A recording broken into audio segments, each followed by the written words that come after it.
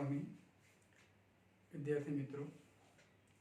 Part 2 ની અંદર પહેલું ચેપ્ટર એટલે કે સળંગ નંબરમાં આપણે 9મું ચેપ્ટર સ્ટાર્ટ કર્યું છે। ગઈ વખતે આપણે થોડી માહિતી મેળવેલી કિરણ પ્રકાશશાસ્ત્ર અને પ્રકાશીય ઉપકરણો।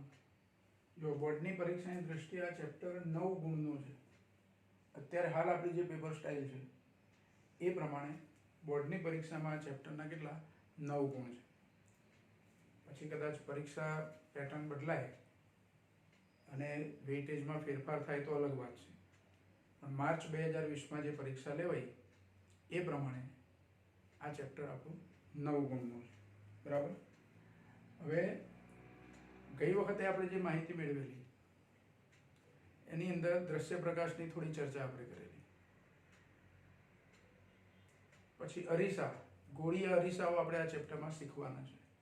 અરીસાના 2 પ્રકાર એની આપણે ચર્ચા કરેલી। પછી પરાવર્તનના નિયમો, પરાવર્તનના નિયમોની પણ આપણે ચર્ચા કરેલી કે આપાત કોણ અને પરાવર્તન કોણ સરખા હોય, આપાત કિરણ પરાવર્તિત કિરણ લંબની સામસામ બાજુઓ હોય અને ત્રણેય એક જ માધ્યમમાં હોય। તો એ પરાવર્તનના નિયમ, પરાવર્તન કોને કહેવાય એની પણ આપણે ચર્ચા કરેલી। હવે આજે આપણે જે શીખવાના છે અગત્યનો પ્રશ્ન કે ગોળીય અરીસાઓ માટે સંજ્ઞા પદ્ધતિ, જેને કાર્તેજીય સંજ્ઞા પદ્ધતિ કહીએ છીએ। ખાલી આપણે સંજ્ઞા પદ્ધતિ કહીએ તો પણ ચાલે। ગોળીય અરીસાઓ માટે અથવા અરીસા માટે સંજ્ઞા પદ્ધતિ એટલે કે તમે જ્યારે વસ્તુ અંતર, પ્રતિબિંબ અંતર, અરીસાની સામે વસ્તુ મૂકો તો વસ્તુ અમુક અંતરે મૂક્યા પછી એનું પ્રતિબિંબ ક્યાં મળે છે, કેવું મળે છે, આ બધા માટે આપણે સંજ્ઞા પદ્ધતિ વાપરવાની છે। એટલે કે ક્યારે અંતરો ધન ગણવા, ક્યારે અંતરો ઋણ ગણવા, જે માપેલા અંતરો હોય તે, એના માટે આપણે સંજ્ઞા પદ્ધતિ નક્કી કરી છે। તો જુઓ અહીંયા આપણે અત્યારે હાલ આ જે આકૃતિ આપણે બતાવી છે એ આકૃતિની અંદર આ કિરણો આપાત કરતા થતા બતાવ્યા છે આપણે। આ તીરની નિશાની, આ આપાત કિરણ કહેવાય।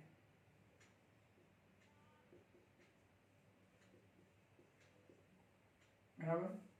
પછી એ કિરણ અહીંયા આપાત થાય છે કોઈ બિંદુએ, ધારો કે ક્યુ બિંદુએ આપાત થાય છે તો ત્યાંથી એનું શું થવાનું, પાછું પરાવર્તન થવાનું, પરાવર્તનના નિયમ પ્રમાણે। તો આ જે કિરણ છે એ પરાવર્તિત કિરણ છે, આપણે લખતા નથી આકૃતિમાં પણ આ પરાવર્તિત કિરણ છે। એ રીતે આ આપાત કિરણ છે, પછી આ પરાવર્તિત કિરણ છે અને એ કિરણો કોઈ એક બિંદુએ ભેગા થાય છે। હવે આ તો સમાંતર કિરણો આપણે લીધા। ધારો કે મેં અહીંયા એક વસ્તુ મૂકી હોત તો એ વસ્તુમાંથી આવતા કિરણો પરાવર્તન પામે, બીજું કિરણ લો પરાવર્તન પામે, એનું પ્રતિબિંબ મળે, એવું આપણે શીખીશું આગળ। તો એના માટે સંજ્ઞા પદ્ધતિ શું લેવાની છે તે, તો એ સંજ્ઞા પદ્ધતિ જે છે એની અંદર પહેલો મુદ્દો, પહેલો પોઈન્ટ એનો કે જે અંતરો આપણે બધા માપવાના છે એ અરીસાની મુખ્ય અક્ષ પર, આ એની મુખ્ય અક્ષ છે જેને મેં એક્સ અક્ષ કીધી છે આવી રીતે। વાસ્તવમાં એક્સ અક્ષ કહેવું જરૂરી નથી, પણ આ અરીસાની શું છે, મુખ્ય અક્ષ છે। આ એની મુખ્ય અક્ષ છે।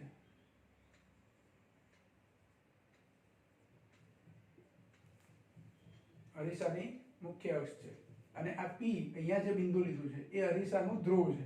આ બે વસ્તુ યાદ રાખો, આની વ્યાખ્યાઓ આપી છે પછી આપણે, પણ આ અરીસાનું ધ્રુવ છે અને આ જે લાઈન આપણે દોરી છે એ અરીસાની મુખ્ય અક્ષ છે।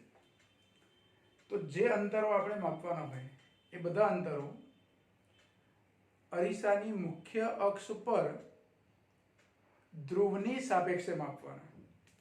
એટલે ધ્રુવથી અંતરો માપવાના, આ બાજુ માપવા હોય કે આ બાજુ માપવા હોય, પણ અંતરો ક્યાંથી, ધ્રુવથી અથવા તો ધ્રુવની સાપેક્ષે માપવાના। એટલે બધા જ અંતરો અરીસાની મુખ્ય અક્ષ પર ધ્રુવની સાપેક્ષે માપવાના। આ પહેલો પોઈન્ટ છે। બધા જ અંતરો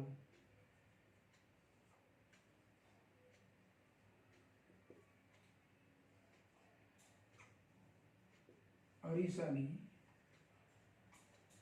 મુખ્ય અક્ષ પર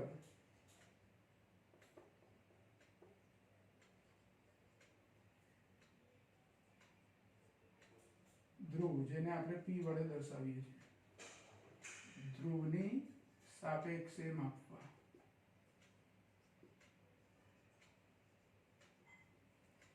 બધા જ અંતરો અરીસાની મુખ્ય અક્ષ પર ધ્રુવની સાપેક્ષે માપવા. આ પહેલો પોઈન્ટ. સંજ્ઞા પદ્ધતિમાં બીજો મુદ્દો, આપાત કિરણની દિશામાં મપાયેલા અંતરો ધન ગણવા. આપાત કિરણની દિશામાં મપાયેલા અંતરો એટલે આ આપાત કિરણ છે, પણ અંતર આપણે ધારો કે મેં અહીંયા કોઈ બિંદુએ વસ્તુ મૂકી હોય, એટલે તો અહીંથી P બિંદુથી અહીંયા અંતર માપું છું, એટલે આપાત કિરણની કેવું વિરુદ્ધ માપું છું. તો ધ્રુવથી આ બાજુ આપાત કિરણની વિરુદ્ધ માપેલા અંતરો ઋણ અને આપાત કિરણની દિશામાં એટલે આ બાજુ માપેલા અંતરો ધન ગણવા. આપાત કિરણ જે દિશામાં જતું હોય એ દિશામાં જો તમે ધ્રુવથી અંતર માપતા હોય, આપાત કિરણ જે દિશામાં જતું હોય તે દિશામાં ધ્રુવથી અંતર માપતા હોય તો ધન, અને આપાત કિરણની વિરુદ્ધ દિશામાં ધ્રુવથી અંતરો માપતા હોય તો ઋણ. એટલે આપાત કિરણની દિશામાં મપાયેલા અંતરો ધન ગણવાના અને આપાત કિરણની વિરુદ્ધ દિશામાં મપાયેલા અંતરો ઋણ ગણવાના. આ બીજો અગત્યનો પોઈન્ટ.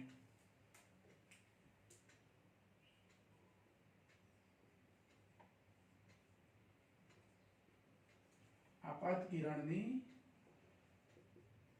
દિશામાં મપાયેલા અંતરો ધન ગણવા તથા આપાત કિરણની વિરુદ્ધ દિશામાં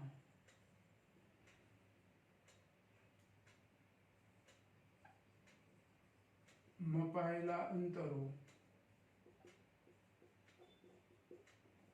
ઋણ ગણવા. આપાત કિરણની દિશામાં મપાયેલા અંતરો ધન ગણવાના અને આપાત કિરણની વિરુદ્ધ દિશામાં મપાયેલા અંતરો ઋણ ગણવાના. પછી ત્રીજો પોઈન્ટ છે એનો,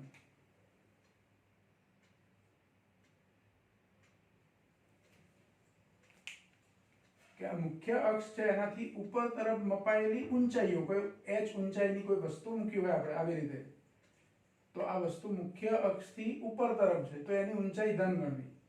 પણ ધારો કે કોઈ વસ્તુનું પ્રતિબિંબ આવી રીતે મળતું હોય ઉલટું મુખ્ય અક્ષથી નીચે તરફ, તો એ ઊંચાઈઓ ઋણ ગણવી. એટલે મુખ્ય અક્ષથી ઉપર તરફની ઊંચાઈઓ ધન ગણવી અને મુખ્ય અક્ષથી નીચે તરફની ઊંચાઈઓ એને ઋણ ગણવાની. તો આ ત્રીજો એક અગત્યનો પોઈન્ટ. મુખ્ય અક્ષથી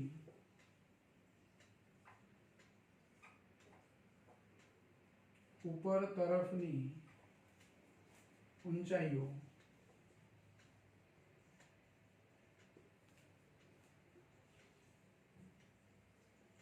ધન ગણવી, જ્યારે મુખ્ય અક્ષથી નીચે તરફની ઊંચાઈઓ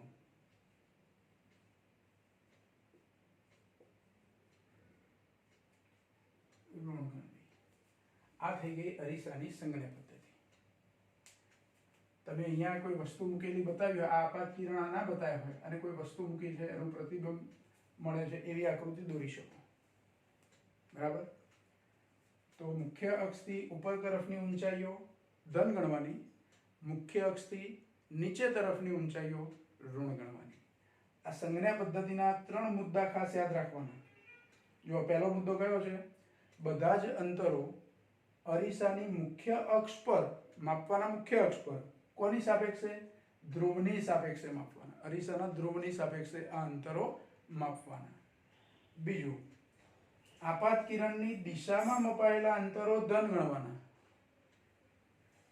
આપાત કિરણની દિશામાં મપાયેલા અંતરો ધન ગણવા તથા આપાત કિરણની વિરુદ્ધ દિશામાં મપાયેલા અંતરો ઋણ ગણવા. એ જ રીતે મુખ્ય અક્ષથી ઉપર તરફની ઊંચાઈઓ ધન ગણવાની અને મુખ્ય અક્ષથી નીચે તરફની ઊંચાઈઓ કેવી ગણવાની? ઋણ ગણવાની. આ 3 મુદ્દા સંજ્ઞા પદ્ધતિ માટે આપણે યાદ રાખવાના. આમાં કોઈ સૂત્ર કે એવું કશું લખવાનું નથી, પણ 2 માર્કની અંદર પૂછી શકાય એવો પ્રશ્ન કે અરીસાની સંજ્ઞા પદ્ધતિ જણાવો અથવા કાર્તેજીય સંજ્ઞા પદ્ધતિ જણાવો. આ જે સંજ્ઞા પદ્ધતિ આપણે અરીસા માટે લઈએ છીએ એ બંને પ્રકારના અરીસા માટે સાચી છે. બીજું, જ્યારે આપણે લેન્સ શીખીશું વક્રીભાવનની ઘટનામાં, તો લેન્સ માટે પણ આ જ સંજ્ઞા પદ્ધતિ છે. એટલે લેન્સ અને અરીસા બંને માટે સંજ્ઞા પદ્ધતિ છે. તમને કોઈ વખત પ્રશ્ન એવો પૂછાય કે લેન્સ માટેની સંજ્ઞા પદ્ધતિ જણાવો, તો અરીસાને બદલે લેન્સ શબ્દ વાપરી દેવાનો. અરીસાને બદલે લેન્સ, સંજ્ઞા પદ્ધતિ આની આ જ છે. હવે આવા જે ગોળીય અરીસાઓ છે એના માટે અમુક વ્યાખ્યાઓ આપણે આપવાની છે, જરૂરી એવી અમુક વ્યાખ્યાઓ. તો એ ગોળીય અરીસાઓ માટે જરૂરી વ્યાખ્યાઓ આપણે લખીશું. જો વ્યાખ્યા સીધી પરીક્ષામાં કદાચ તમને પૂછાય કે ના પૂછાય, પણ વ્યાખ્યાઓ આવડતી હશે તો આગળના પ્રશ્નોમાં તમને ખબર પડશે કે કઈ વસ્તુ શું કહેવાય તે. બરાબર?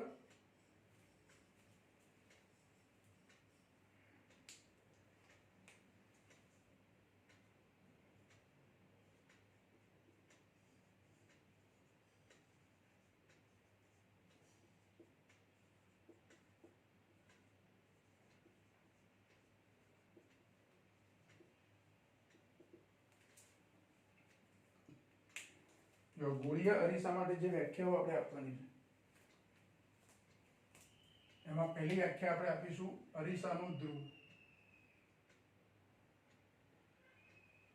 અરીસાનું ધ્રુવ એવું લખવાને બદલે આપણે ખાલી ધ્રુવ લખીએ છીએ. બરાબર? જેને P વડે દર્શાવાય. તો આ ધ્રુવની વ્યાખ્યા શું છે?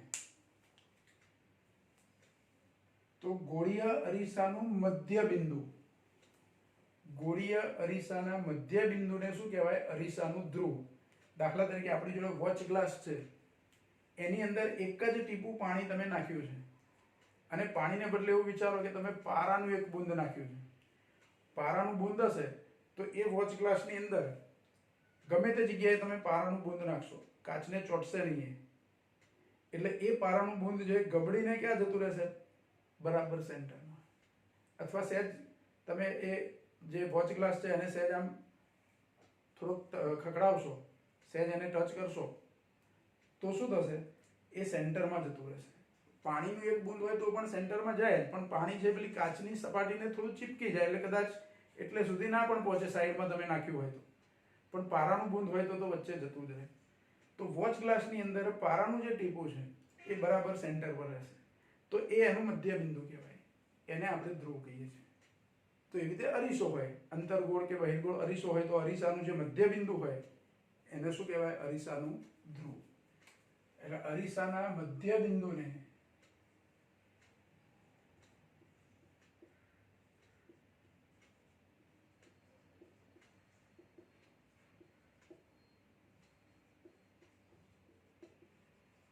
અરીસાનું ધ્રુવ કહે છે.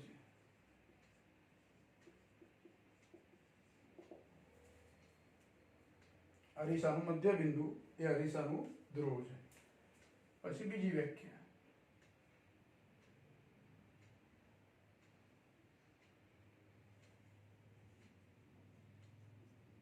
વક્રતા ત્રિજ્યા.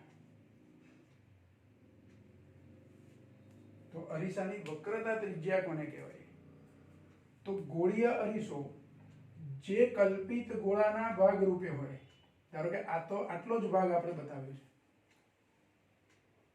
અહીંયા એક જ ભાગ આપણે બતાવ્યો. ખરેખર અમે વક્ર સપાટી જે બતાવી છે, અથવા એને એક ચાપ કહી દઉં, તો આ ચાપ છે એનાથી એક વર્તુળ આખું પૂરું કરી શકું, એ ચાપને સમાવતું હોય એવું.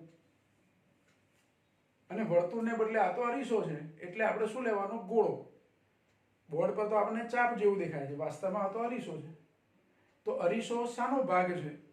તો એક એવા ગોળાનો ભાગ છે કે જે ગોળાનો એક ભાગ આ અરીસો છે. તો અરીસો જે કલ્પિત ગોળાના ભાગ રૂપે છે, અરીસો એટલે ગોળીય અરીસો અથવા વક્ર અરીસો. ગોળીય અરીસો જે કલ્પિત ગોળાના ભાગ રૂપે છે તે ગોળાની ત્રિજ્યા એટલે અરીસાની વક્રતા ત્રિજ્યા, જેને આપણે R વડે દર્શાવીએ છીએ, કેપિટલ R. વક્રતા ત્રિજ્યા એને શાના વડે દર્શાવીએ છીએ? R વડે.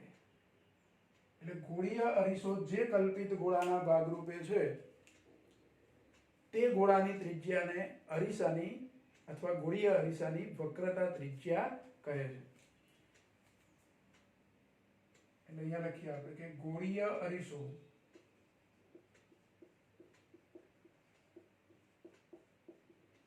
જે કલ્પિત ગોળાના ભાગ રૂપે છે તે ગોળાની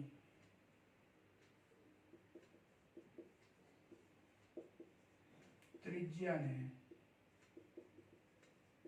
ગોળીય અરીસાની વક્રતા ત્રિજ્યા કહે છે।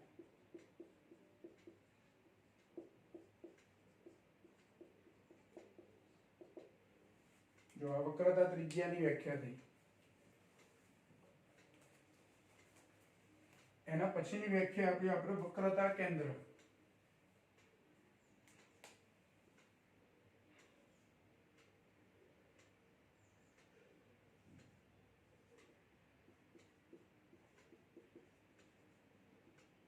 વક્રતા કેન્દ્રને આપણે C વડે દર્શાવીએ છીએ, કેપિટલ C।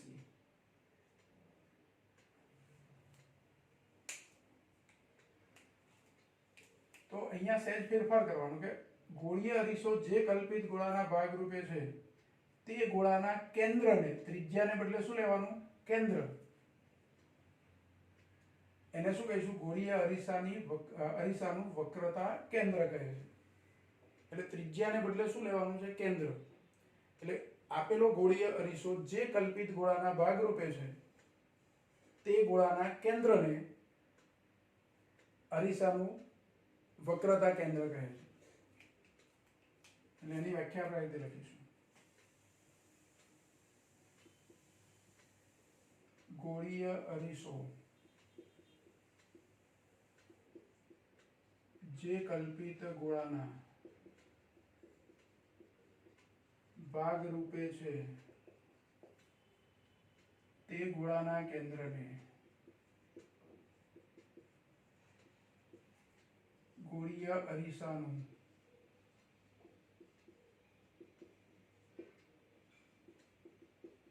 વક્રતા કેન્દ્ર કહે છે।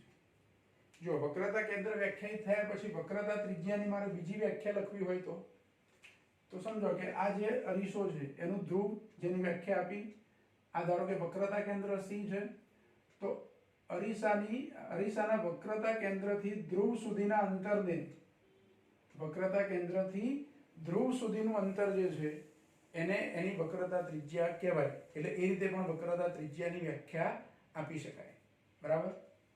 એટલે જો આ આકૃતિની અંદર વક્રતા ત્રિજ્યા એટલે CP,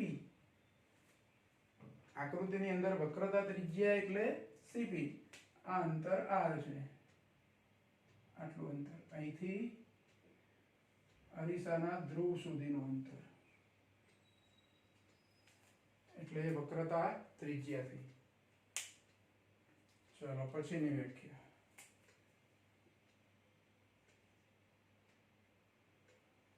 અરીસાની મુખ્ય અક્ષ।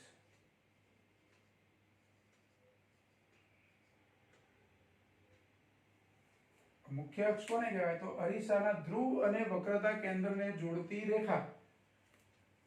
અરીસાના ધ્રુવ અને વક્રતા કેન્દ્ર, ધ્રુવ P અને વક્રતા કેન્દ્ર C, એને જોડતી જે રેખા છે। અહીંયા આકૃતિમાં આપણે આ x અક્ષ બતાવી, આ બાજુ આમ લંબાઈ છેક સુધી હું દોરી શકું, આ બાજુ પણ દોરી શકું છેક સુધી, તો એ અરીસાની શું કહેવાય? મુખ્ય અક્ષ કહેવાય।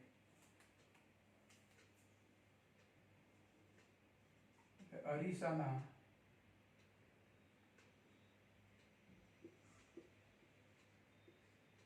ધ્રુવ અને વક્રતા કેન્દ્ર ને જોડતી રેખાને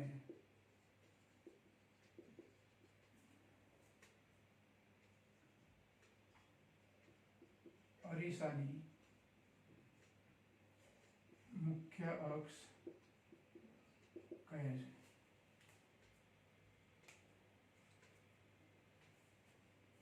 પછી અરીસા માટે કેન્દ્ર લંબાઈની વ્યાખ્યા આપીએ,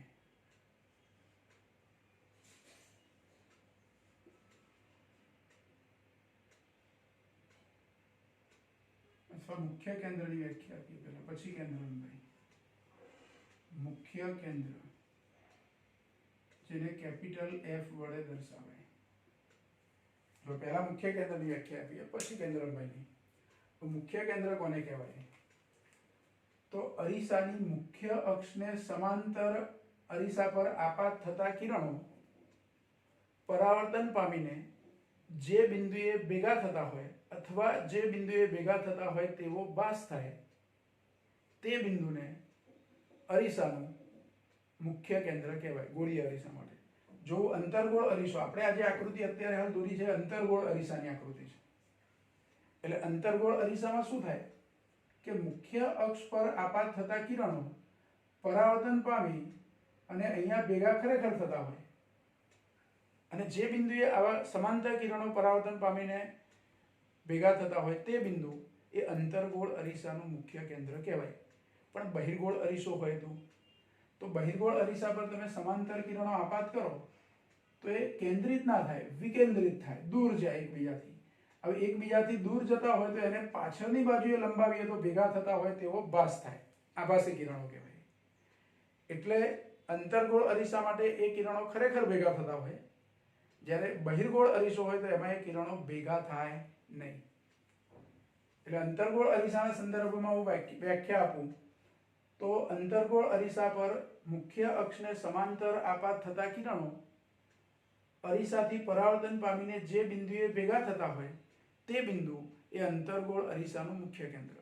बहिर्गोळ अरीसा माटे केवुं होय तो बहिर्गोळ अरीसा पर मुख्य अक्ष ने समांतर आपात थता किरणों परावर्तन पामीने जे बिंदुए भेगा थता होय तेवो भास थाय।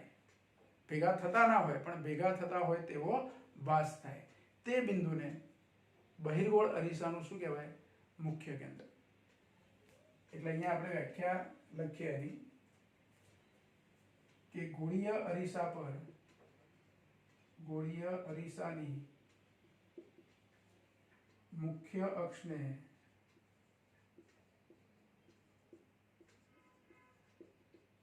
સમાંતર આપાત થતા કિરણો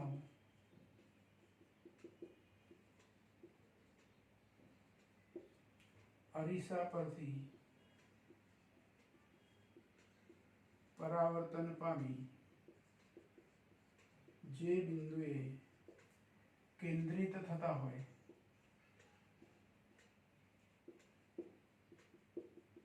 अथवा कौंसमां लखूं केंद्रित थता होय अथवा केंद्रित थता होय तेवो भास थाय।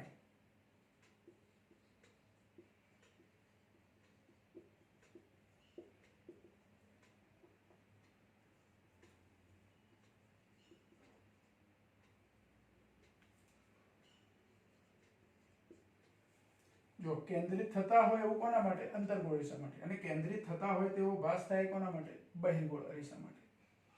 बराबर। એટલે હવે આ કૌંસ ભૂલી જાઓ। સન વાક્ય કેન્દ્રિત થતા હોય તે બિંદુને જે બિંદુએ કેન્દ્રિત થતા હોય તે બિંદુને ગોળીય અરીસાનું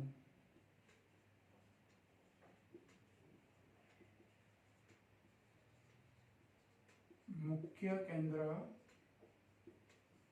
કહે છે। એટલે અરીસાના મુખ્ય કેન્દ્રની વ્યાખ્યા થઈ। જો પછીની વ્યાખ્યા આપીએ। હવે કેન્દ્ર લંબાઈ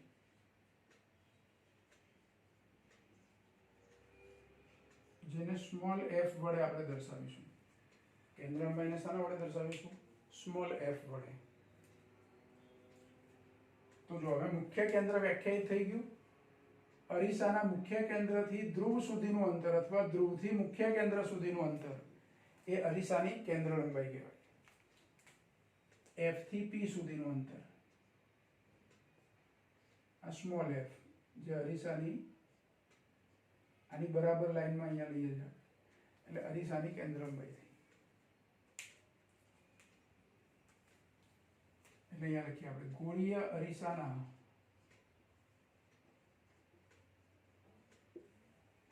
મુખ્ય કેન્દ્રથી અથવા ધ્રુવથી એવું લખીએ આપણે ધ્રુવથી મુખ્ય કેન્દ્ર સુધીના ગોળીય અરીસાના ધ્રુવથી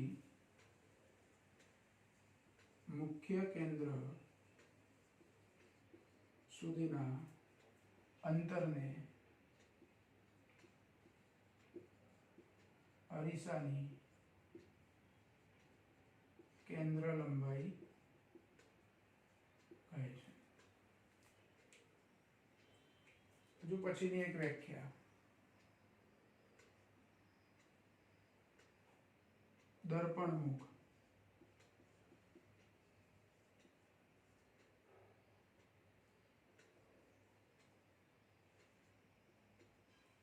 અરીસાનું દર્પણમુખ.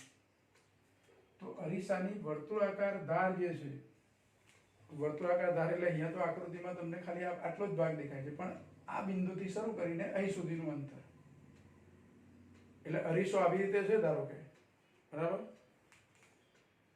આ રીતે અરીસો છે આપણી જોડે, વોચ ગ્લાસ એવું સમજો, તો એની ધાર હશે વર્તુળાકાર. અથવા વોચ ગ્લાસને કોઈ સપાટી પર, સમતલ સપાટી પર ઊંધો મૂકી દીધો, એક પેજ પર, સમતલ સપાટી પર એક પેજ મૂકીને પેજ પર એ વોચ ગ્લાસને આપણે ઊંધો મૂકી દીધો, અથવા રકાબી, સાદી રીતે કહીએ તો એ રકાબી ઊંધી મૂક્યા પછી એની વર્તુળાકાર ધાર જે છે એની પેન્સિલની બોર્ડર બનાવી દઈએ, એની પેન્સિલથી એની બોર્ડર બનાવી દઈએ, અને પછી રકાબી ઉઠાવી લઈએ તો કેવો આકાર થયો? તો પેજ પર એક વર્તુળ બન્યું. એ વર્તુળનો જે વ્યાસ છે, એ જે વર્તુળ બન્યું એનો વ્યાસ, એનું દર્પણમુખ કહેવાય. આપણી જોડે નાનો અરીસો હોય, અંતર્ગોળ અરીસો, તો ઊંધો મૂકી દો, અરીસો ઊંધો મૂકી દો, જેથી એની ધાર સપાટીને ટચ થાય. એ સપાટીને ટચ થતી ધાર છે એને પેન્સિલથી એને માર્કિંગ કરી લો, બોર્ડર બનાવી દો, એટલે એક વર્તુળ તૈયાર થઈ જશે, રિંગ જેવું તૈયાર થઈ જશે. તો એ જે વર્તુળ તૈયાર થયું એ વર્તુળનો વ્યાસ એટલે આપેલા અરીસાનું દર્પણમુખ. નાનો અરીસો હોય તો નાનું દર્પણમુખ હોય, મોટો અરીસો હોય તો મોટું દર્પણમુખ હોય. એટલે અરીસાની વર્તુળાકાર ધાર એનો વ્યાસ એવું કહેવાય એને. વર્તુળાકાર ધાર જે તૈયાર થાય અરીસાની વર્તુળાકાર ધાર તો હશે જ આવી રીતે, તો એનો જે વ્યાસ તૈયાર થાય એને શું કહેવાય? અરીસાનું દર્પણમુખ. એટલે ગોળીય અરીસાની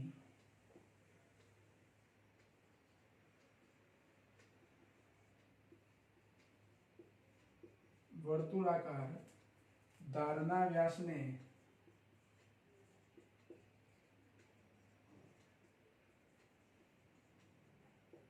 અરીસાનું અથવા ગોળીય અરીસાનું દર્પણમુખ કહે છે.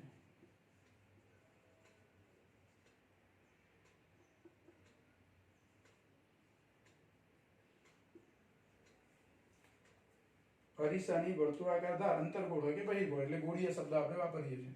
બંને માટે હું ગોળીય અરીસો કહી શકું, અંતર્ગોળ હોય કે બહિર્ગોળ હોય.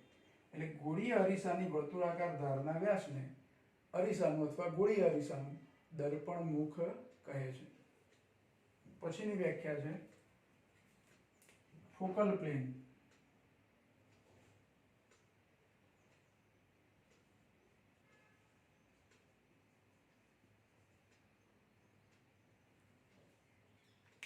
તો જો અરીસાનું જે આ મુખ્ય કેન્દ્ર છે એમાંથી પસાર થતું અને મુખ્ય અક્ષને લંબ એવું સમતલ, અરીસાની મુખ્ય અક્ષમાંથી પસાર થતું અને મુખ્ય અક્ષને લંબ, ધારો કે મેં આ રીતે અરીસો પકડ્યો છે, અંતર્ગોળ અરીસો મારા હાથમાં, તો એની મુખ્ય અક્ષ આવી રીતે હશે અને કોઈ એક જગ્યાએ મુખ્ય કેન્દ્ર હશે. તો મુખ્ય કેન્દ્રમાંથી પસાર થતું પણ મુખ્ય અક્ષને કેવું લંબ એવું જે સમતલ હોય એને એનું ફોકલ પ્લેન કહેવાય. અરીસા માટે શું કહેવાય? Focal plane.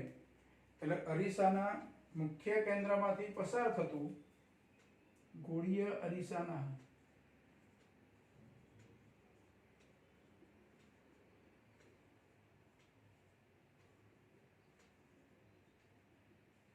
મુખ્ય કેન્દ્રમાંથી પસાર થતું મુખ્ય અક્ષને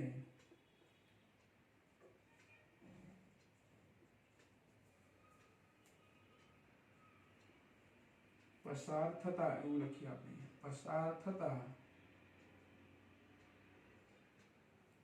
અરીસાના મુખ્ય કેન્દ્રમાંથી પસાર થતા, પછી કોમા કરીને મુખ્ય અક્ષને લંબ સમતલને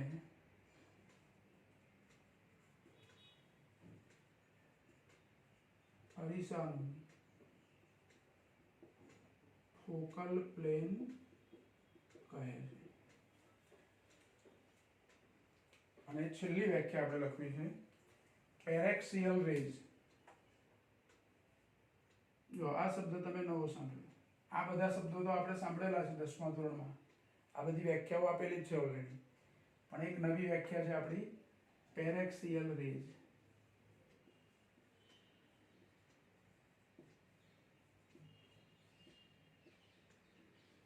અથવા પેરેક્સિયલ કિરણ. રેઝ એટલે કિરણ. રેઝ એટલે કિરણો બહુવચનમાં લખ્યું છે. રે એટલે કિરણ ને રેઝ એટલે કિરણો. એ અર્થમાં અહીંયા પેરેક્સિયલ રેઝ.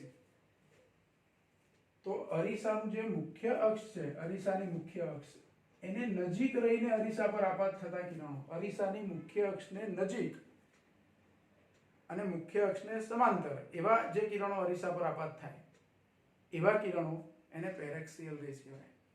ટૂંકમાં અરીસાની મુખ્ય અક્ષની નજીકના કિરણો જે અરીસા પર આપાત થતા હોય એવા કિરણોને પેરેક્સિયલ રેઝ કહેવાય. પછી દૂરનું કોઈ કિરણ હોય અને અરીસા પર આપાત થતું હોય તો એને પેરેક્સિયલ રેઝ ના કહેવાય.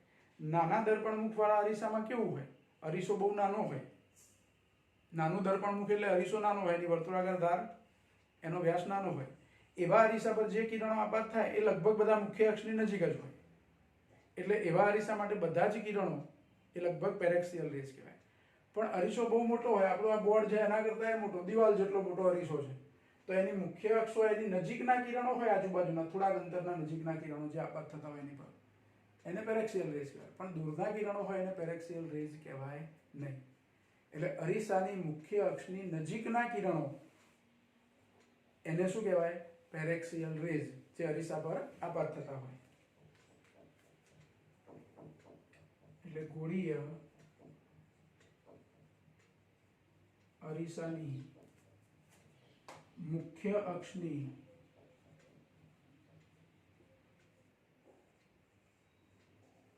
નજીકના કિરણોને પેરેક્સિયલ રેઝ કહે છે.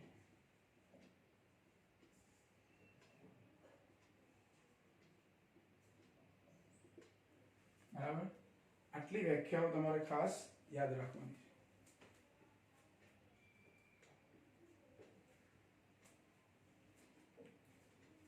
જો એટલે અત્યારે આપણે જે વસ્તુ શીખ્યા છે એની અંદર ગોળીય અરીસા માટે કાર્તેજીય સંજ્ઞા પદ્ધતિ, જેની અંદર કયા અંતરો કેવી રીતે માપવાના તે ફરી ધ્યાન રાખો. બધા જ અંતરો અરીસાની મુખ્ય અક્ષ પર ધ્રુવની સાપેક્ષે માપવાના. આપાત કિરણની દિશામાં મપાયેલા અંતરો ધન ગણવાના અને એની વિરુદ્ધ દિશામાં મપાયેલા અંતરો, એટલે કે આપાત કિરણની વિરુદ્ધ મપાયેલા અંતરો, એને ઋણ ગણવાના. મુખ્ય અક્ષથી ઉપર તરફની બધી જ ઊંચાઈઓ, જે કંઈ ઊંચાઈ માપો તે બધી જ ઊંચાઈઓ ધન ગણવાની. જ્યારે મુખ્ય અક્ષથી નીચે તરફ માપેલી બધી ઊંચાઈઓ એ ઋણ ગણવાની. આ સંજ્ઞા પદ્ધતિ ખાસ. પરીક્ષાની અંદર ધારો કે તમને વ્યાખ્યાઓ પૂછવી હોય તો ચારેક વ્યાખ્યા નામ આપી દીધા હોય કે અરીસાની વક્રતા, ત્રિજ્યા, કેન્દ્ર લંબાઈ, મુખ્ય કેન્દ્ર અને દર્પણ મુખની વ્યાખ્યા લખો, તો 2 માર્કમાં 4 વ્યાખ્યાઓ તમને પૂછી શકાય. આવડવી જોઈએ તમને બધી. એમાંથી જે 4 વ્યાખ્યાઓ, ધારો કે પ્રશ્ન એવો પરીક્ષામાં કોઈ એક્ઝામિનર પૂછે છે તો 4 વ્યાખ્યાઓ તમને નામ સાથે કીધી હોય તો એ 4 વ્યાખ્યાઓ લખવાની. અથવા કોઈ પરીક્ષક તમને એવું પૂછી શકે કે ગોળીય અરીસા માટેની કોઈ પણ 4 વ્યાખ્યાઓ લખો, તો જે 4 આવડતી હોય તે લખી લો. પણ બધી જ વ્યાખ્યાઓ, 9 વ્યાખ્યા તમારે તૈયાર કરી દેવાની. બરાબર? આમાંથી બસ 4 વ્યાખ્યાઓ લખવાનો પ્રશ્ન તમને પૂછી શકાય, એનાથી વધારે બીજું કશું પૂછાય નહીં. એના કરતાં વધારે અગત્યનો આ પ્રશ્ન સંજ્ઞા પદ્ધતિવાળો, કે અરીસાની કાર્તેજીય સંજ્ઞા પદ્ધતિ જણાવો. હવે જો વ્યાખ્યાઓ તમે લખો તો જોડે આવી આકૃતિ એક બનાવી દેવાની. 4 વ્યાખ્યાઓ તમને પૂછે તો આકૃતિ બનાવી દેવાની. સંજ્ઞા પદ્ધતિવાળી જો પ્રશ્ન તમને પૂછે તો પણ એમાં અરીસાવાળી આકૃતિ બતાવવાની, એક વસ્તુ બતાવવાની અને કોઈ જગ્યાએ એનું ઊંધું પ્રતિબિંબ મળે છે એવું બતાવવાનું. એવી આકૃતિઓ દોરતા હજુ આપણે શીખીશું કે આવો અરીસો આપ્યો હોય આપણને, અંતર્ગોળ અરીસો, તો એ અરીસાથી જુદા જુદા અંતરે વસ્તુ મૂકીએ તો એનું પ્રતિબિંબ કેવી રીતે મળે અને કેવું મળે એ આકૃતિ દોરતા આપણે શીખીશું. પણ આજનું કામ અહીંયા આપણે પૂરું કરીએ છીએ. બરાબર? હજુ સુધી આપણે કોઈ સૂત્ર તારવવાનો પ્રશ્ન આવ્યો નથી, પણ હવેથી એના સૂત્રોના પ્રશ્નો પણ આવશે.